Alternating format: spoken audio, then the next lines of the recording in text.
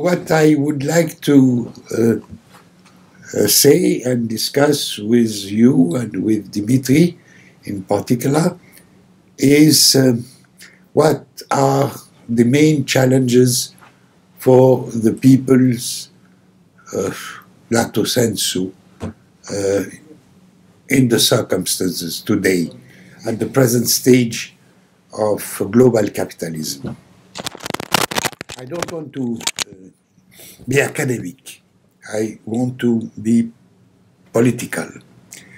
And I keep in mind that that might be and should be, I hope, listened by Chinese people, because I'll try to draw some conclusions about what is the challenge for China in particular and for the Chinese people.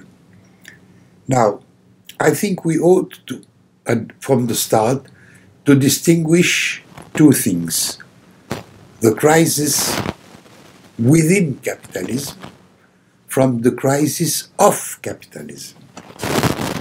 Now, crisis within capitalism, we had many crises of that kind throughout the 19th century in particular, but the present crisis, which, and I will say something about it, started mid-70s of last century, 50 years ago, and it's continuing with ups and downs, but it's continuing.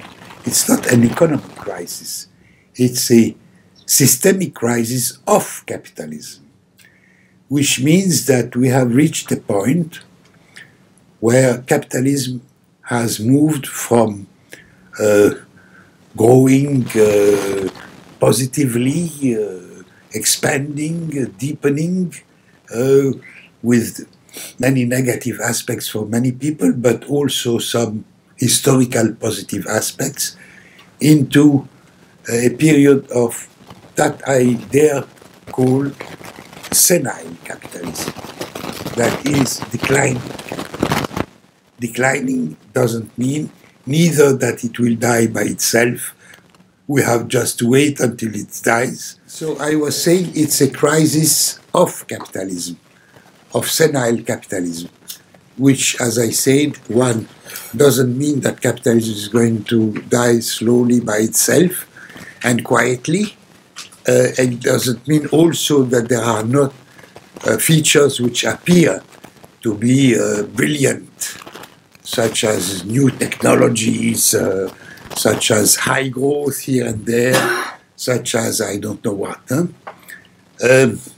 No. Capitalism has been meeting by its nature, and that was, I think, what Marx alone understood. Nobody else understood that, which is the most fundamental. That it is a system which is not viable, because it is based on an internal contradiction beyond class struggle, which is commonplace, by the fact that the conditions for its smooth reproduction and expansion is in contradiction with the basic pressure on wages, the price of labor, so that there is a tendency of capital profits to be always too high and cannot be reinvested for the expansion of the system. Capitalism has been able to overcome continuously that contradiction during a century, maybe a century and a half. Let's say from the beginning of the Industrial Revolution, end of the 18th century, to the Second World War, grosso modo, by expanding internally, by absorbing pre-capitalist systems, and externally by conquering the peripheries and constructing a periphery which could provide an answer to this contradiction. But it has reached now, this is my view, it is not shared by many people. But I have not seen, nowhere at least, any convincing argument against it. There is rhetoric against it. And precisely this rhetoric is that we have a beautiful new technologies and so on and so forth, which is not the problem. Is the following, that in a very short period, at the beginning of this crisis of capitalism, which started with the US dollar delinked from gold, 1971, and then 1973, the rate of exchange on the market system for the financial flows and monetary systems.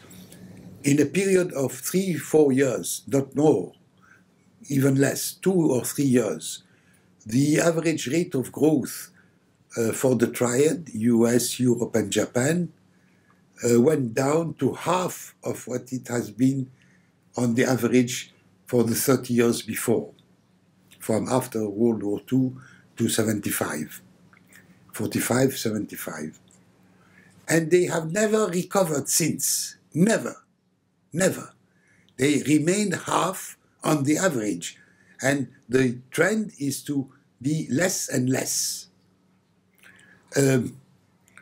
Well, some people say that means that capitalism is sick in the old West, United States, Europe, and Japan, but is growing elsewhere, particularly in China, but also India, Brazil, and other countries with high rates of growth, and therefore that it's only that the center of gravity of capitalism is perhaps moving to other places. I think this is nonsense, because the other parts where it is apparently growing remain subjugated to the centers. They remain peripheries. Now, what has happened with this long crisis was that what was the response of capital to the challenge? The response was 3 strategies. One,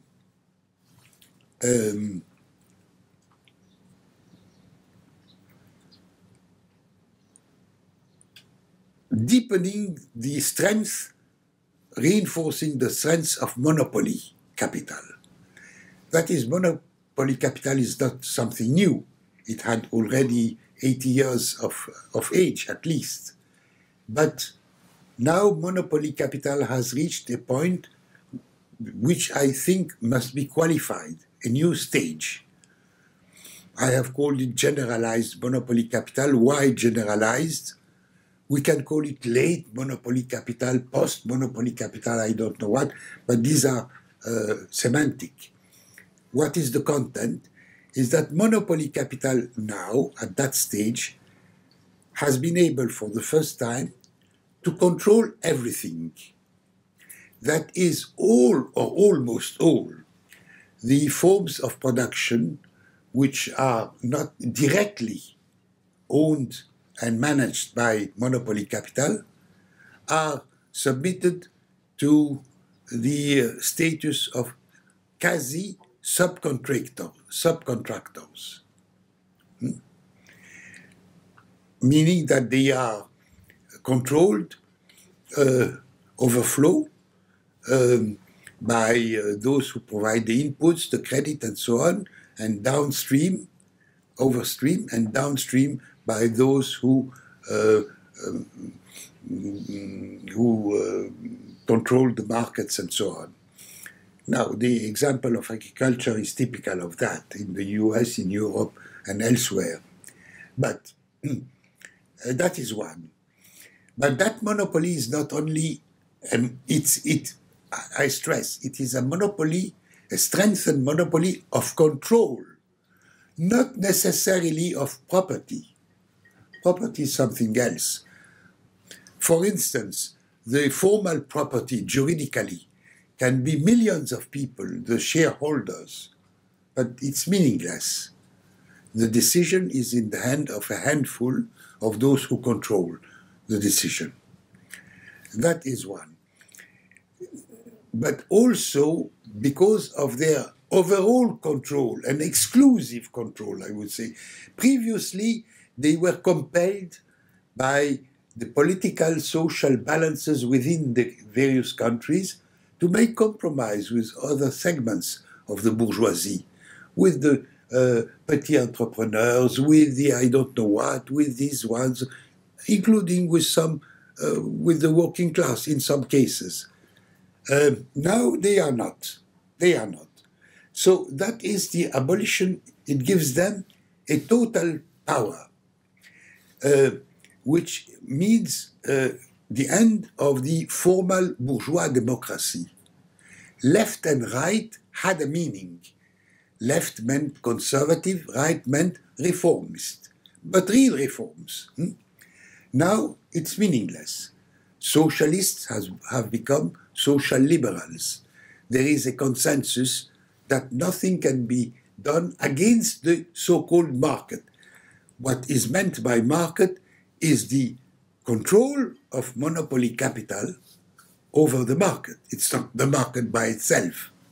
And the blah blah in China about the virtues of the market do not take into account the reality. What market are we speaking of? Now, third aspect of the domination over the medias. The medias have become what I'm calling un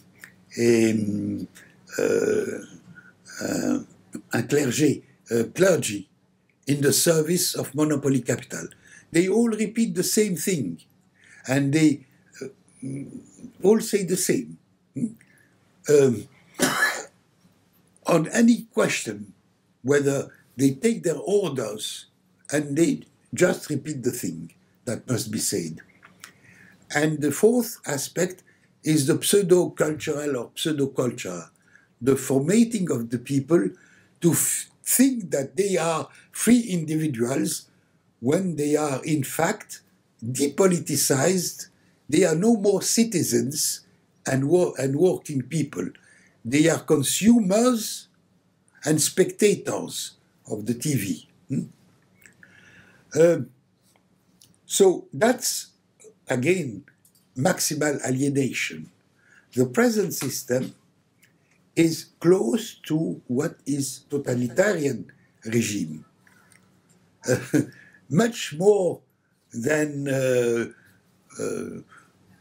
what was said about the Soviet Union, for instance, or China of Mao, or even if it were it was very different, Hitler and the fascists. Totalitarian. But it is a soft totalitarianism, which means that it doesn't request for the people to support them positively by demonstrating, but just to accept. Soft. But this soft, if you resist, it can become hard, and it can become criminal against you, criminalize the opposition and the resistance. Now, this is point one, the response of capital to that. New age of monopoly capital. And I call it declining monopoly capital. Because capitalism was able to manage the system by other means, by the means of the bourgeois democracy, by the means of historical compromises with a variety of classes, by the means at the international level also of compromise, sometimes wars also, but also compromises, division, partition of the world. You have an influence there, we have an influence there, you have colonies there, we have colonies elsewhere, and accept one another. Now they cannot. So the second feature, which is new also, in my opinion, is what I'm calling the collective imperialism of the Triad. That is, the centers of historical imperialism, which were first the major countries of Europe and United States, a little later Japan, the Triad, plus their external provinces, as I say, Australia, Canada, have become fundamental allies. That is, it doesn't mean that there is no conflict among them on interests here and there in a region or in somewhere. But it means that they have understood that they cannot manage the world because they represent 15% of the world population. They cannot manage the rest of the world, which includes China and Russia, but also all Asia, Africa, Latin America, the Caribbean, without being in solidarity, having the same. And they accept the leadership of the US, because the US is the military master. It has almost alone the means of interfering, destroying, without being limited by its internal opinion even. There is no opinion in the US. The US can decide to bomb here and there. Nobody will protest in the US. Oh, some people, individuals, some groups, but not the society. So that is collective. Imperialism until the Second World War was to be conjugated in plural. There was not imperialism. There was British imperialism, American imperialism, French imperialism, German imperialism, Japanese imperialism, also in conflict among themselves and leading even to big wars. Now we can speak of imperialism, not the empire, but imperialism, but collective imperialism. Now, that is the second feature of the stage where we are. Now, that system is not viable. Not viable precisely because what it offers to 85% of the world population is miserable. Perhaps not in the case of China, because it happens to have been associated with two brilliant success of China, one, the Maoist period, and second, the post-Maoist period, and modernization of China very fast, and with a very big country, not a small one. It's not Taiwan, because the miracle of Taiwan can be explained by the strategy of the US to have it, to face China, but not the miracle of China. That is the result of the struggles and the political choices of the Chinese, the ruling classes and the people, and in their contradictions, but also in their common moving up. Now, therefore, facing that, there is not only the danger, but we see it already, that the collective imperialism has understood that it cannot manage the world except by the use of more and more violence. This is one, in my opinion, of the symptoms of a decline of a system.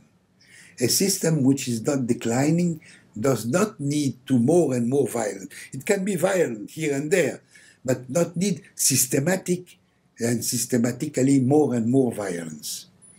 This is why a declining system is not a system which is going to die by itself. Either you kill it or it kills you.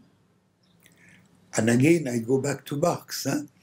Marx said that the struggle, we can say the class struggle, but also the class struggle lato sensu, which becomes the political struggle, which includes internal struggles of classes, but external struggles of so-called nations, in the geopolitical sense.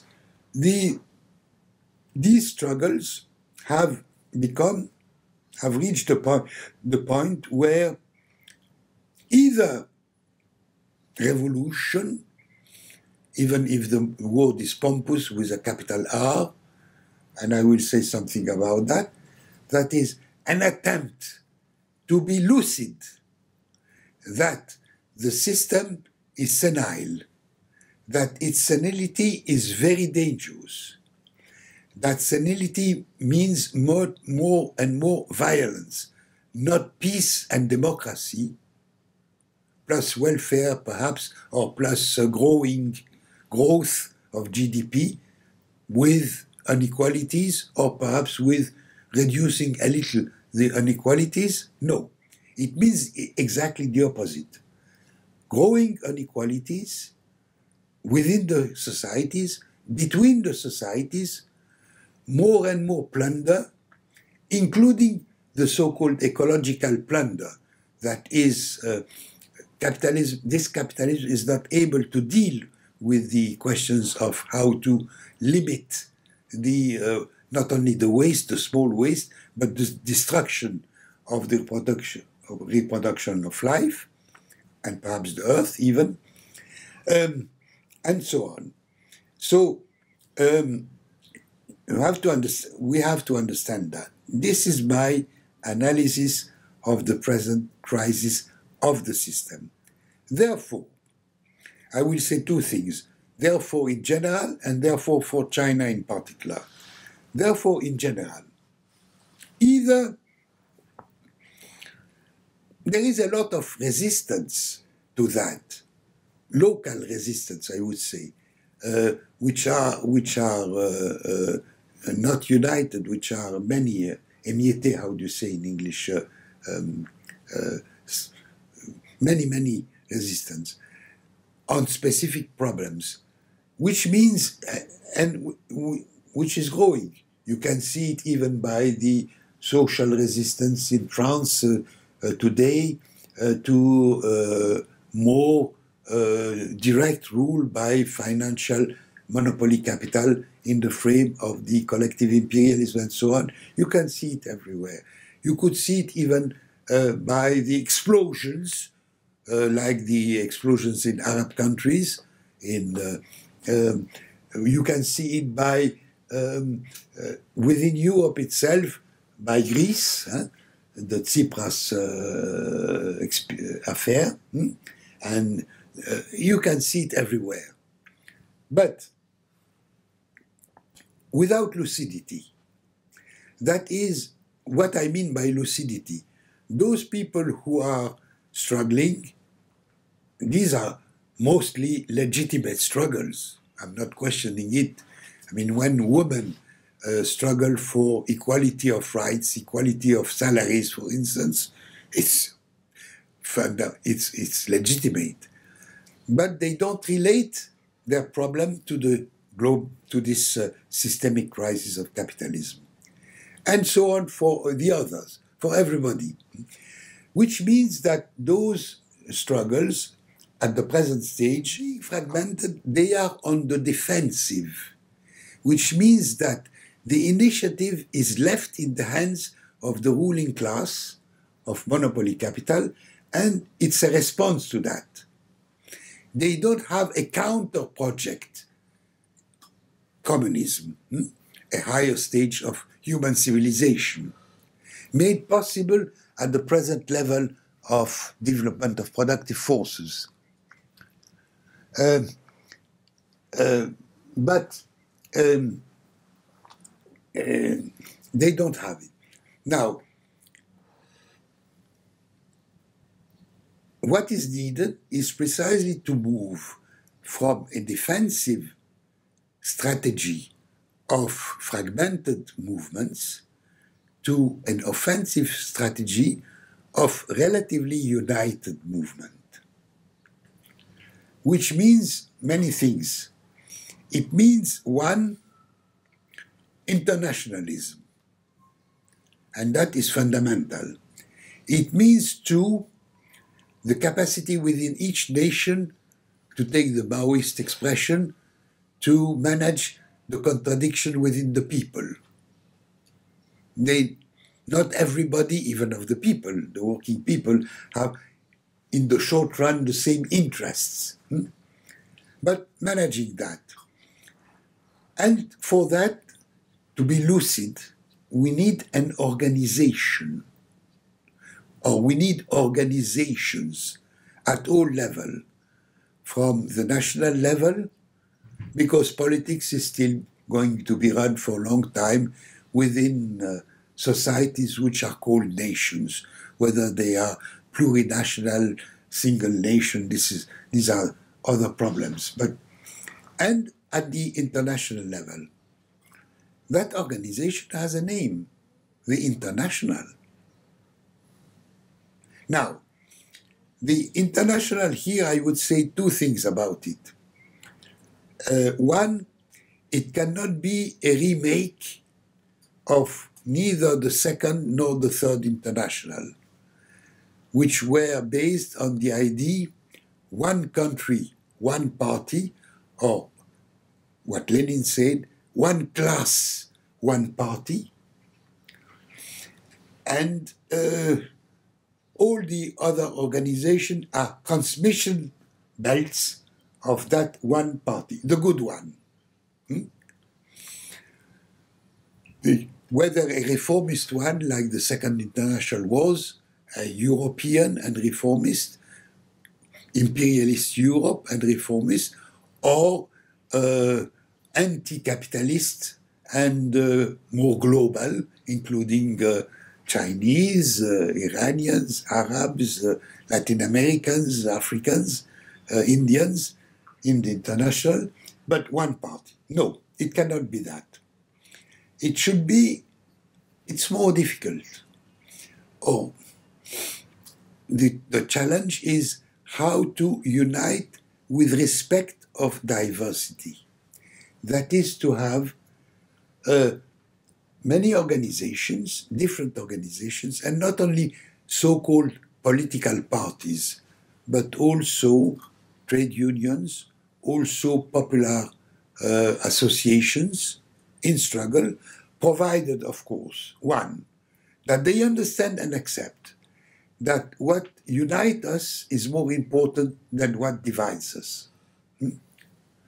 Second, that they keep their independence of thinking, and that we are not going to have a trial on their ideologies.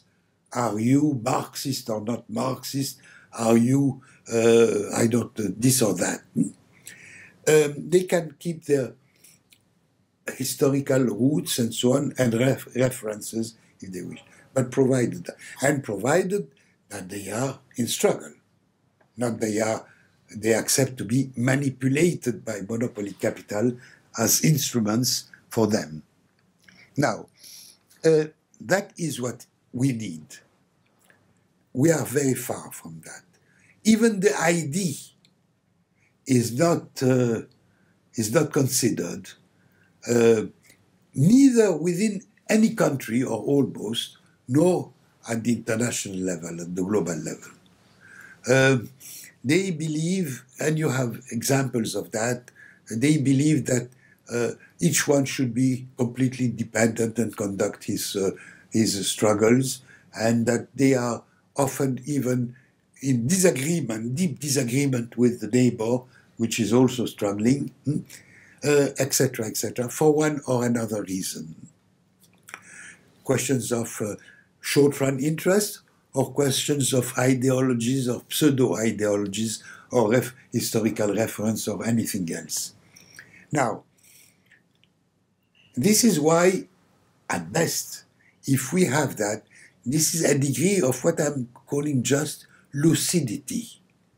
Try to have more lucidity, understanding of what is the real enemy and what are should be allies, and what is the target, and stressing on immediate or short-run strategic advances.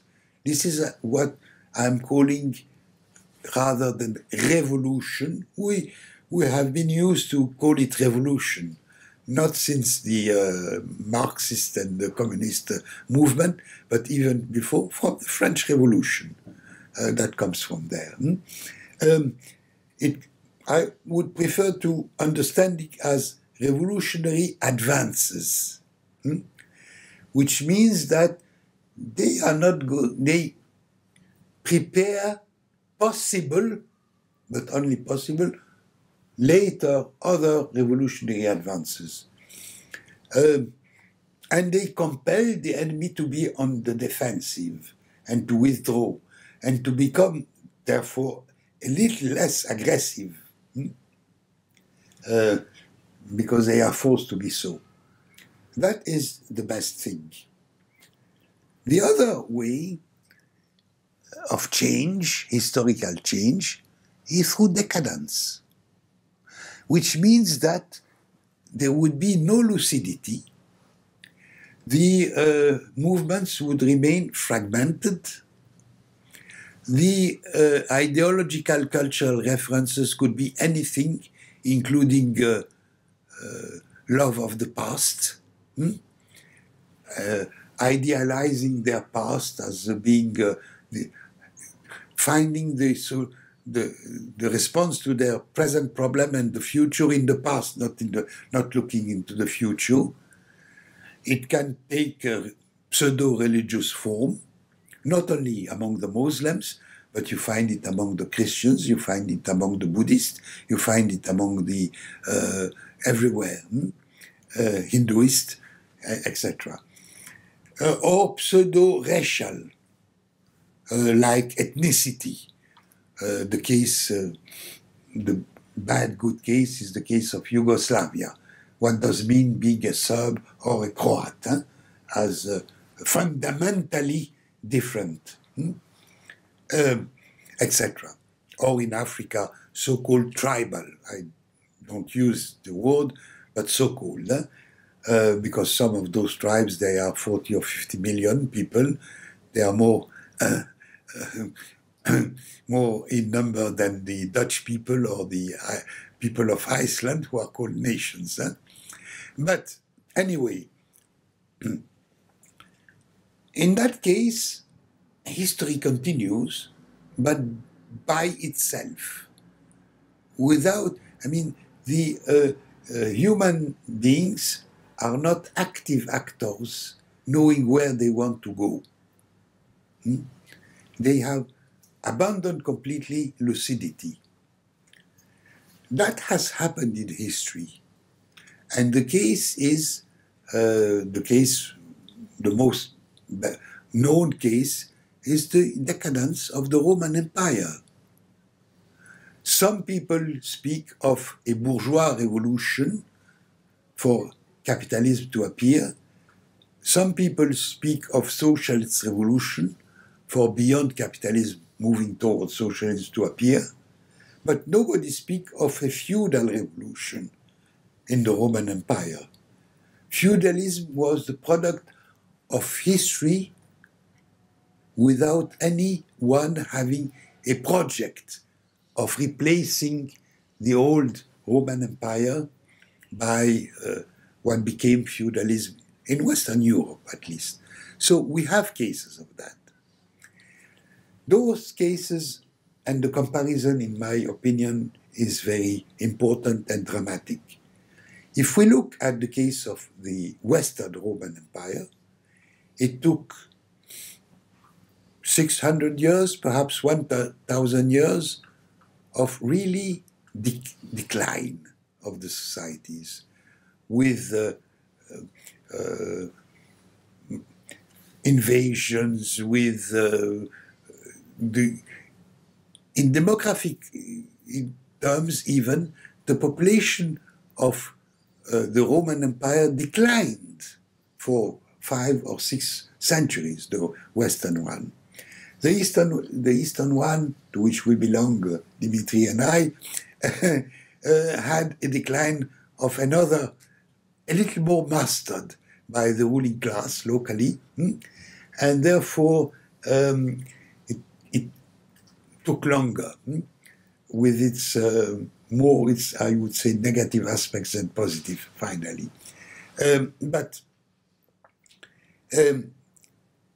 And we are in such a... Now, people should be aware of that. Now, I come to what I derive from this analysis for China.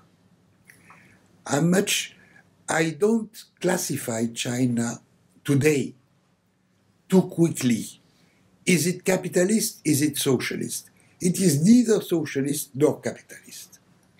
It is still a society of the periphery in struggle, started on the long road to socialism and making a compromise with global capitalism, which reflect that there are two the forces which are struggling for moving the country towards really being absorbed in capitalism or moving ahead towards on the long road to socialism. Now, I will say 2 or 3 words on the so-called Chinese characteristics and where is China today. Chinese characteristics, I'm not shocked by that, because the long road from out of capitalism, I'm saying the problem, the challenge is not to try to support moving out of the crisis of capitalism, within capitalism, but moving out of capitalism in crisis of decline, which is something very different and a different perspective and strategy. Now, if and China is should be put in that framework. Now, what are the two major illusions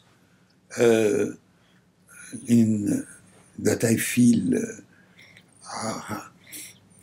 are present in China? One is the illusion of easy success, that things can continue to be as they have been for 70 years, and not only the 40 last years of post-Maoism, but also the 30 years of Maoism, successful. We have a long history, and we are big people, a big nation. We have been in the past at a very glorious position in the world, and we are going back to have this position, and easily. And there are some problems, internal and external, some enemies, but they are not dangerous or important. So we can deal with all that by a good politics and nothing more. This is a very, very, very big and dangerous illusion. And I think that this illusion is not only particular to probably a good part of the ruling class, but a large part of the middle classes, which have been more than the others benefited from this success. From a very small middle class 70 years ago to 300 million people today, which is not a small thing.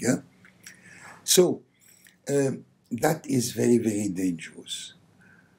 The second one is, in the present conjuncture, China has chosen a strategy of, instead of trying to participate to that globalization, but trying to control its participating to that globalization. And therefore, the benefits of it and minimize the negative aspects of it. And we hear very often in China this type of language. We can take advantage of that and be careful about, there are some dangers, but we are aware of them and we can keep them out. This is, now, and China is participating to globalization, particularly trade globalization, and with an aggressive export policy even, and that is one. To capital globalization, capital, not finance, not financial, capital globalization in the sense of accepting foreign investment in China or inviting them even, and also starting being investing outside.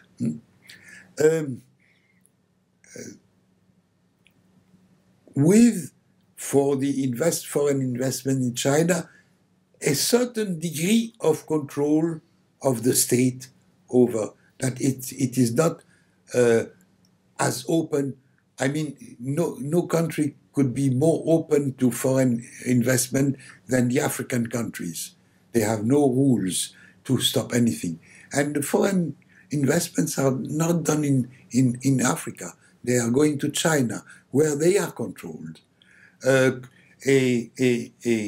curious control, which is a mixture of the state apparatus operating over some degree of control, of associating private new bourgeoisie, Chinese new bourgeoisie, of a variety of forms.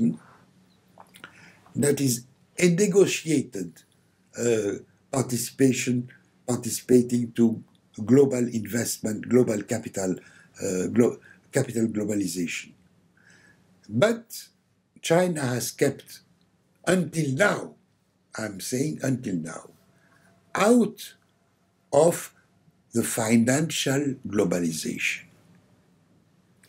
That is, it has remained, and it is almost the only country now in which all the banks, or 95% of the activities of the banks, are state-controlled. Not only Chinese, but state-controlled. And the yuan is run by the Central Bank of China. That means by the Chinese government, not by the market. Now, the maximal pressure is done on China on that ground specifically. You should move towards participating to financial globalization.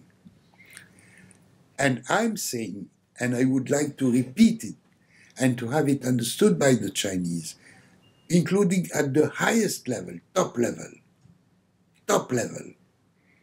that moving into financial globalization would be a final disaster. It would destroy China. It would destroy all that you have been able to successfully conquer during 70 years. Everything. And I give a sample of that. Thanks to not participating to the global, financial globalization, the GDP of China, whatever is the meaning of that, I don't want to go into details. I have some doubts about the way it is calculated, the meaning of this calculation and so on. But anyway, in purchasing power is being said 18% of global GDP. In current yuan or dollars, because there is a fixed Chinese decided fixed rate, it is 16%. The difference is very small. If you compare to India, which is participating to the global financial system, In purchasing power, it's half of China, 8% of GDP, global GDP. But in dollar, 2% and less than 2%, which is a gigantic difference, which means a destruction, a capacity of foreign capital to plunder in a variety of forms. That is a very important point. If you add to that the success of China has been based since Mao, and since Mao even before the victory of 49, from the civil war, from the war in the south to the long road and so on, has been to integrate and associate the majority of the peasants in the struggle for rebuilding China, say, rebuilding the society. I'm not saying building socialism, things understood by them. And that has been kept until now, with ups and downs, with errors, but which were corrected.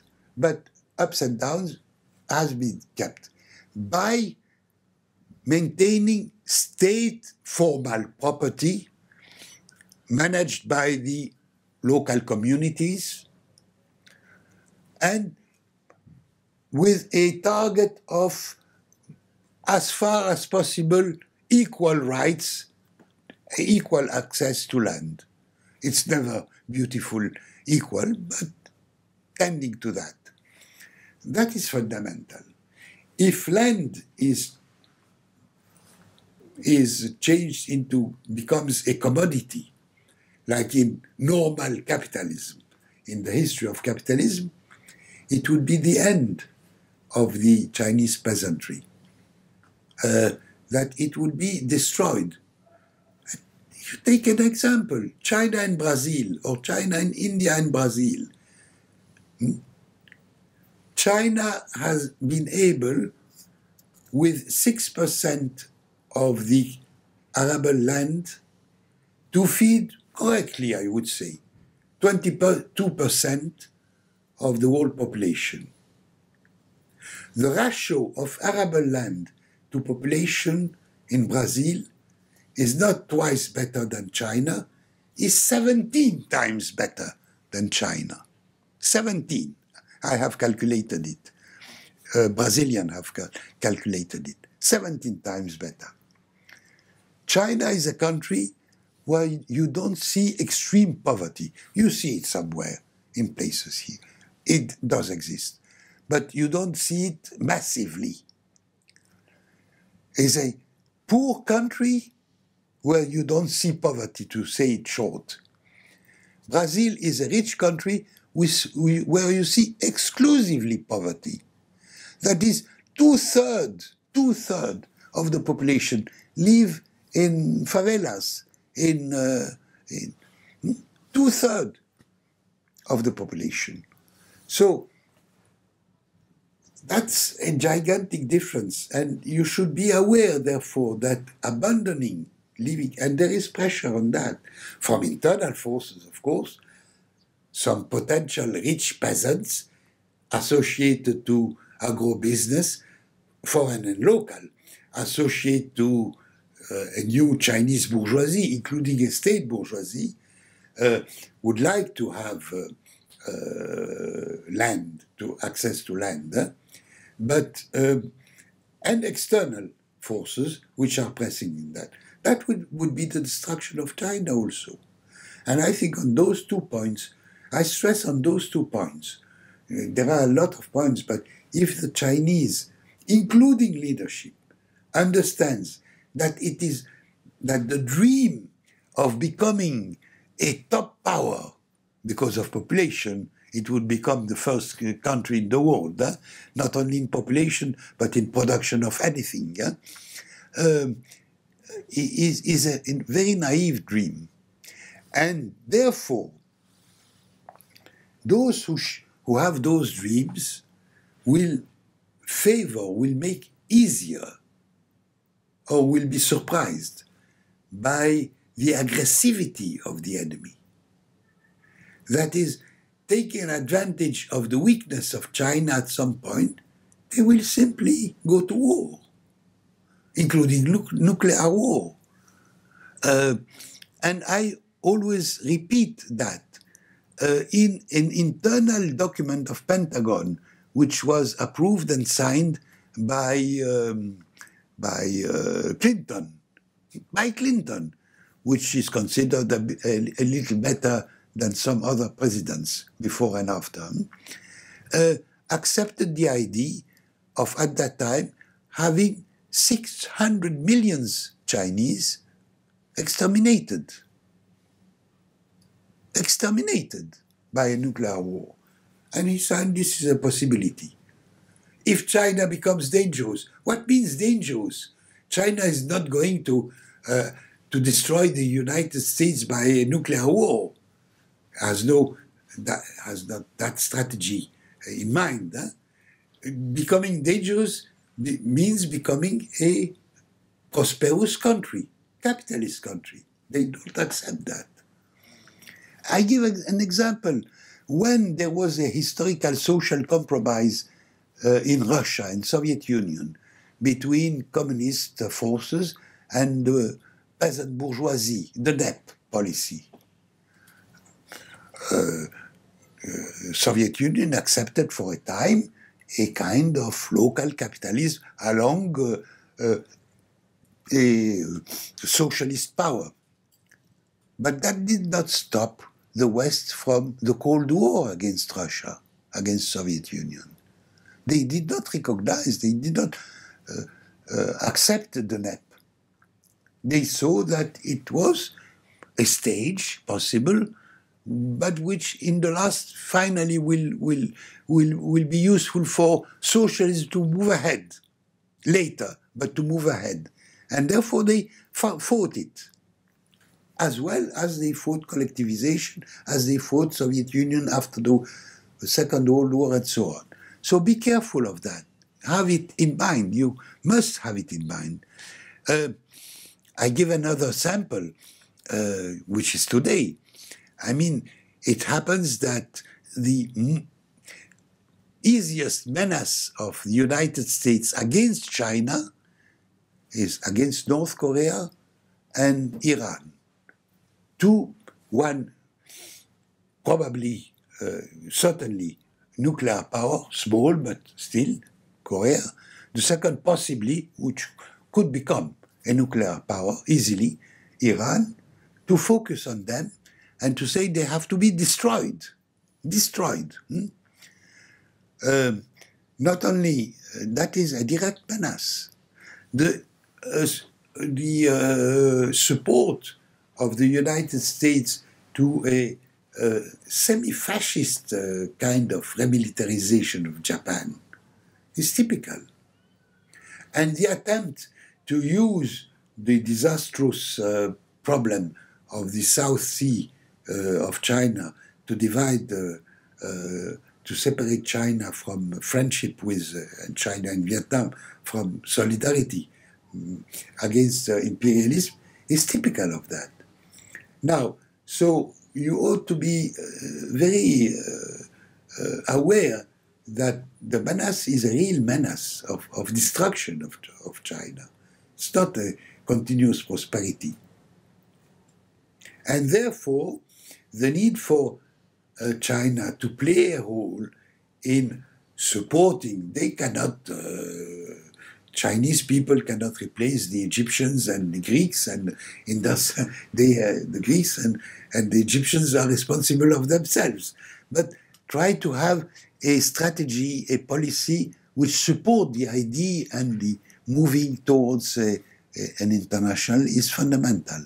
A good joke, a citizen of the US, a very ordinary person who had never traveled outside of the US, goes for the first time to Britain. And he says, he phoned to his back to his family in the US. He says, I'm in a strange country. Everybody speaks American here, but with a different accent. And he was answered by an Englishman to whom he has said that, don't you think it's the opposite? And he did not understand what it meant. For instance, I had a positive echo in Spain because I attended a meeting where, fortunately, there were people of Podemos, Izquierda Unida, the trade unions, the Obreros, Comunidades Obreros, the Communist Party, and left intellectuals who are well known. And they all, which surprised me, were quite positive that yes, we need that. In Egypt, there was enthusiasm. Mamdouh is typical of that, enthusiasm even. And in a number of African countries, particularly in Tanzania, in Ethiopia, in Senegal, in South Africa, there were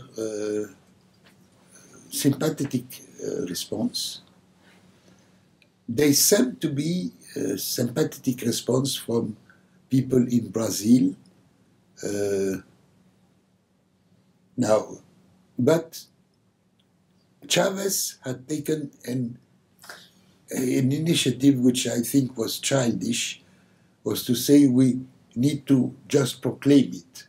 And the first party which will be member of this international is my Venezuelan Bolivarian party. I say to Chavez himself directly, I think the process is much more difficult than just saying we have created. Lenin could do it in 17 because there had been the October Revolution, victorious. Yeah. So the project is not moving. My personal idea, but this is not, is that there should be perhaps, I'm not saying more than that, the good way to have it is to have national committees in favor of that, but significant committees with a number of people who are representative. Say and try to build it. First in their home country, precisely because it is at that point that you have the maximal animosities. Anyway, the project doesn't move. For instance, we had a project which was, and Mamdouh is very sad about that, because he was very enthusiastic, a project of a meeting in Mexico, which would have brought together at least quite a number of Latin American organizations, and the project doesn't move. We don't know what are the reasons. I say maybe they are practical reasons, financial and others of that kind, but maybe it's more severe than that. It's a political demise of the project by important forces. You see, so I have not seen arguments, and less to say serious arguments, against it. The Chinese Communist Party and possibly other organizations in China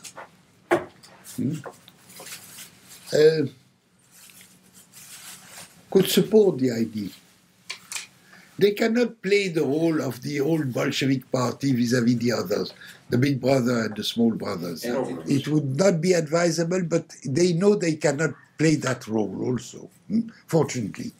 So that's not the point, but they should not be unaware of the importance.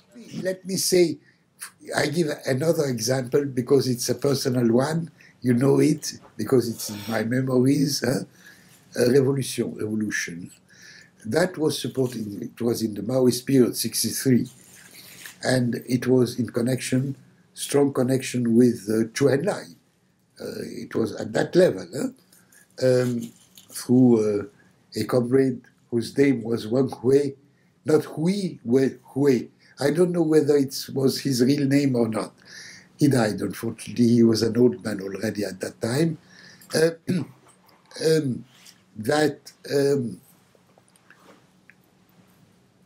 They supported it, and they gave a financial support.